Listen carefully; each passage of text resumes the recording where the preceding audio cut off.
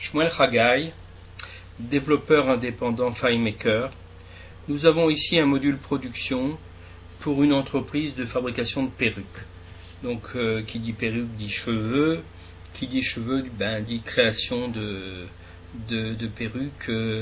Et donc là, à ce stade, nous avons quoi? Nous avons ici une table externe avec tout un tas de personnes renseignées.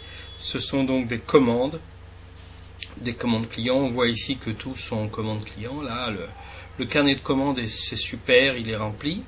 Mais on voit que le tri de départ, tri de retour, production 1, production 2, expédition client, il n'y a rien.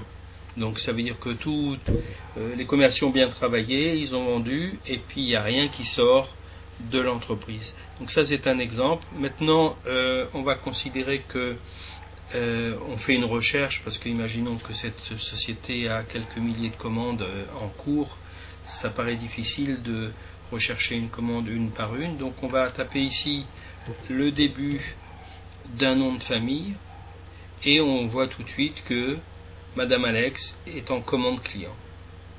Donc à ce moment-là, les cheveux arrivent, puisqu'ils arrivent en vrac en réalité.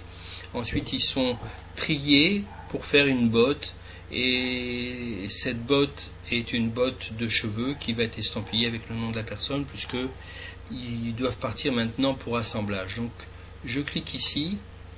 Nous avons une fenêtre supplémentaire qui s'ouvre avec le bouton fermé pour indiquer que s'il s'agit d'une erreur, on peut sortir, ou tout simplement changer l'état.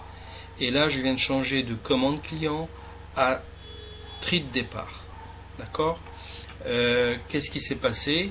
Donc le client Alex a été retiré de la liste ici commande cliente pour arriver dans la liste tri de départ, et on voit tout à fait qu'on avait 9 commandes et que maintenant on n'en a plus que 8 en commande et une en tri de départ. Donc à ce stade, je vais utiliser maintenant un code barre pour dire que j'utilise un code barre. Voilà, je fais une recherche. Bien sûr, le code barre, il est en réalité fait par la machine à code barre, le lecteur code barre. Là, je l'ai symbolisé par un champ que je renseigne. Là, la même chose, tri de départ. OK. Donc, nous constatons que Madame Alfred fait partie également des tris de départ, ce qui est très bien. Donc, à ce stade, nous allons pouvoir faire d'autres essais. Nous allons imaginer que la société Atoll, donc ici je vais considérer que la société Atoll est en mode recherche. Je cherche pour la société Atoll, j'ai trouvé la société Atoll, je grille un peu les étapes. On va considérer qu'elle est en production. Voilà. Et donc on voit qu'en production 1, la société Atoll vient d'arriver. On n'en a plus que 6 ici en commande client, 2 en tri de départ, 1 en production, et on peut très bien imaginer que je cherche Félix, le prénom Félix, voilà, puisque la cliente a donné le prénom de son mari, peut-être, j'imagine, à moins qu'elle s'appelle Félix. À ce stade, donc, on voit apparaître que Félix, et à ce moment-là, on peut dire que cette cliente, par exemple, est en retour Chine, puisque les cheveux sont assemblés en réalité sur un filet en Chine.